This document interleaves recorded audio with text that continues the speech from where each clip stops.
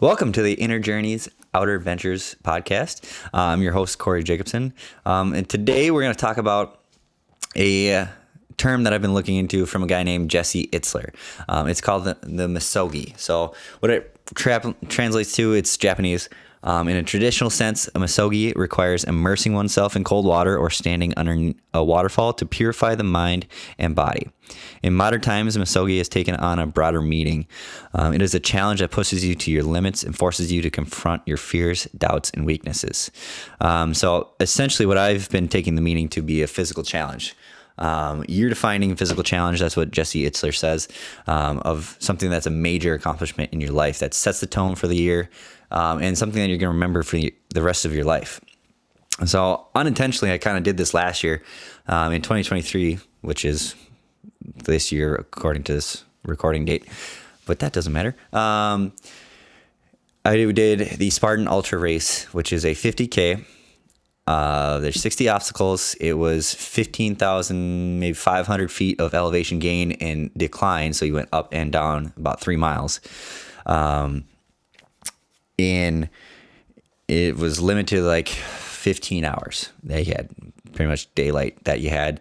This is September. So September 2023, I took on unintentionally a misogi, which was the hardest thing I've ever done in my entire life. It took me 14 hours to finish that race, and I did not think that I was going to finish it. I'll dive deeper into this topic, the Spartan Ultra Race, on a later date. But that's the sense of what I'm looking into now, and I encourage more people to do, because it helps you learn more about yourself. Like suffering, you're always going to learn something about yourself when you're voluntarily suffering, and even when you're involuntary suffering. But there's a quote that I heard from David Goggins of you voluntarily suffer for the times that when you're involuntarily going to suffer in life. So whether somebody dies, you get a setback in life, you have a major challenge in life, in your professional life, in your personal life, in your relationships, something goes wrong, you're going to suffer in that. So the way to prepare yourself is to voluntarily choose to suffer, to put yourself through pain, to make yourself do something incredibly difficult. Because in doing something incredibly difficult, you learn more about yourself than you ever would, and you build more discipline in yourself than you ever would not having done it. So I bought the Big S calendar from Jesse Itzler, and I've kind of written down my next year, at least with the misogi, and then with a couple of other adventures that I want to take. So next year is going to be one of the physically hardest challenges of my life. So I'm going to be doing a marathon in May. I'm going to be doing a 100-mile trail race in Wisconsin in August. And then I'm going to be repeating the 50K Spartan Ultra in September in Vermont. So it's going to be one of the most physically challenging tests of my entire life. Something that I never thought I was going to do, because like I said in the last podcast, I was a football player, I was a track athlete, and I played hockey. All of those are short burst duration efforts. In track, I ran 100 and 200. I would never run the 400 because I hated it, because it hurt so bad, and it required more endurance than I wanted to have. So I stuck to the shortest races I possibly could, and I was really good at them. So I told myself that I would never run distance. I told myself until I was 27 years old that I would never run distance. I told many people I knew, everyone I knew actually, I would never do distance races. I would never run more than a mile voluntarily. I was beyond not running. Like, that was the last thing on my mind, last thing I wanted to do. But in 2021, I was challenged with a group of different people to run a Spartan race. So a Spartan race isn't just distance running. So I think that's what kind of enticed me to it, because it's not just straight on running. There's obstacles, there's things you have to jump over, a lot of grip effort stuff, there's spear throws, so a lot of different fun obstacles in it.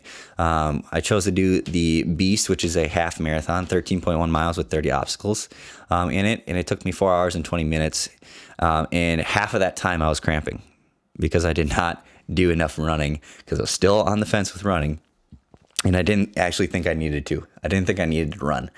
And this is the beginning of my kind of ultra journey that I'm on currently. So 2022, May, Montana, I'm out on that mountain which again wasn't something I was prepared to do. Being in Wisconsin, there's no mountains, there's no hills. You can't prepare for it really at all. So lifting was still the main part of my exercise routine. A little bit of running here and there. Maybe 3 miles was the most I ran. Maybe 5. 5 miles might have been the most I ran in preparation for a half marathon. How stupid is that?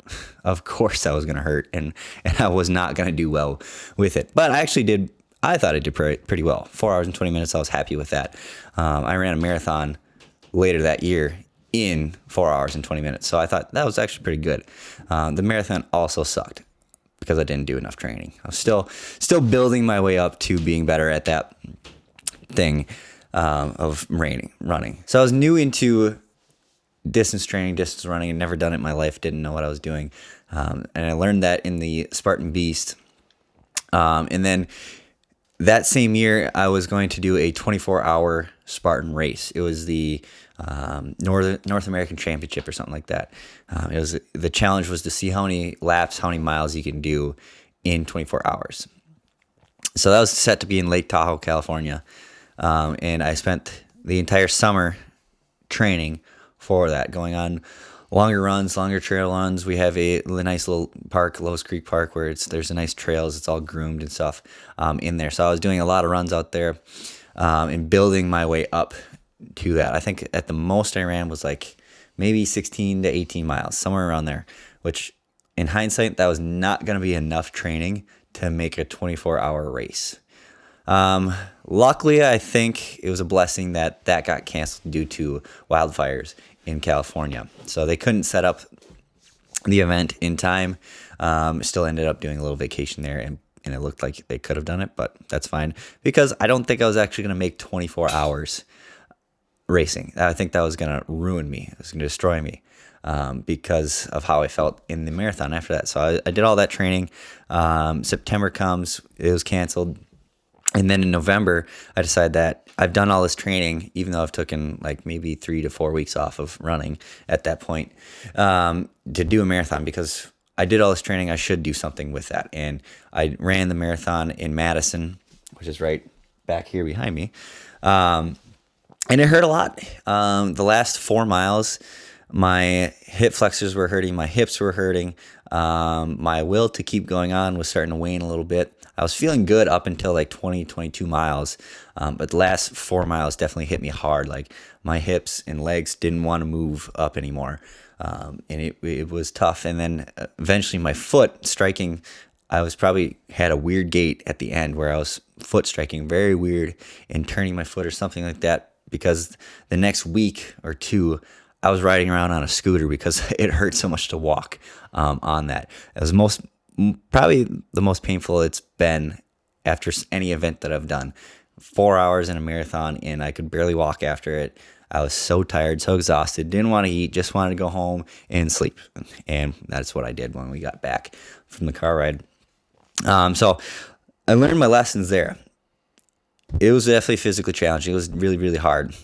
But I knew I was capable of more. So in 2023, I set out to do a ultra race, ultra marathon, something like that. So I landed on the Spartan Ultra Race in Killington, Vermont, because that is the home of Spartan, where Joe DeSena started the company. That's his backyard, and that's where the hardest race in the U.S. is the Spartan Ultra Killington, Vermont race. So I was looking for something incredibly difficult. And before I even knew anything about Misogis, before I was really following Jesse Itzler on social media, and did a ton of training for that, more training than I've ever done in my life, built up to like 22 miles of training, of trail running. And Afton, Minnesota was where we went to run it, because I was where we had some elevation, some going up, some going down, nowhere near what I did in the Killington race. And again, I'll talk about that more in another podcast. But the idea of the Misogi, of doing something that you don't actually think you might not be able to do, something you've never done before. So how would you know that you're going to finish it? And for me, that is ultra distance, ultra marathons, things that I never thought I was going to do in my life, because I was a short distance person. I was short burst duration. Anything short is what I love to do. even though it was still painful. It wasn't as painful as ultra running. But that pushes me out of my comfort zone more than anything else naturally because of my background and where I've come from with that. So in that race, I learned a ton about myself, and I didn't do as well as I thought I could. So that's where I'm going to be going to do a 100-mile trail race this year to push myself farther than I've ever pushed myself before. And I'm going to see if I'm going to break myself or not. And in that process, I'm going to learn through the suffering that I'm going to do. I know I'm going to suffer in it because I already have in other races. So I know that the suffering is going to bring lessons. The training on the way to it is going to open up an entire new world for me of how I can help more people too, because through my experiences, I can boil that down and help others with their health, their fitness, and their life. And hopefully inspire people to do the same. Like I wish more people would get out of their comfort zones and do something that's very challenging. Some event, doesn't have to be an ultra race, doesn't have to be a distance race. It could be boxing, it could be swimming, it could be a bike race, it could be so many other things. Maybe it's writing a book, publishing a book, and putting it out in the world or something like that. Doing something that is so incredibly challenging, something that you might not have thought that was possible, because there's so many lessons and things that you were going to learn in that process that it is worth doing. I saw a quote recently of what's worth doing even if I fail. I think that is what a misogi is. It is worth doing even if you fail because of the lessons you're going to learn, of the person you're going to become because you did it. And that's why I think it's so important to do a misogi each year. Something so incredibly challenging, you're not sure that you're going to finish it. You're going to face your fears. You're going to face your doubts. You're going to face your weaknesses. Yeah, that's going to happen in training too, because there's going to be days where you don't want to do the training that you're supposed to do. I know it because I've been there, but you persevere, you keep doing it. And at the very end of it, when you've accomplished your goal, you feel incredible. It is so worth doing. So that's something that I want you guys to think about, the misogi. What is that for you next year, 2024? What is something that you're going to put on the books, on a calendar, that you're going to look at every single day, that you're going to train for every single day, and accomplish something huge that you didn't think was possible? Thanks for listening to the Inner Journeys, Outer Adventures podcast. We'll see you next time.